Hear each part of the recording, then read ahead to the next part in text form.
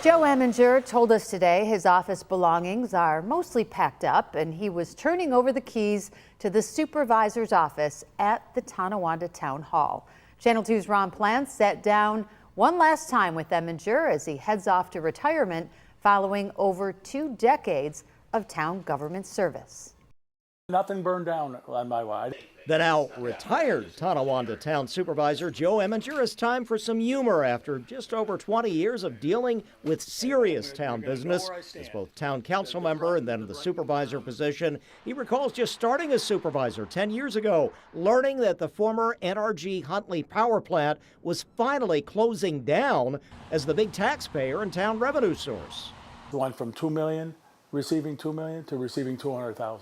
Emminger and other leaders scrambled to make things work with that loss, and now the Huntley site, after a lengthy town eminent domain process, can be remediated and redeveloped. And the old Tonawanda Coke property perhaps becoming a data center as part of his River Road corridor vision.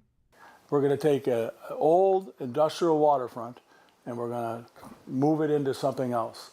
And we got to do it right, because what we're doing in 2016, I can remember saying this, what we're doing in 2016, they're going to be talking about 50, 60, 70 years from now. Up to the town leadership to carry that through, but Emminger feels he helped lay the foundation.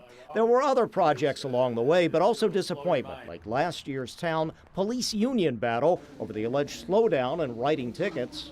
They didn't believe their town board, their supervisor, their chief of police was telling the truth when we said, these are the facts, these are the numbers. You can't dispute the numbers. That was frustrating and disappointing.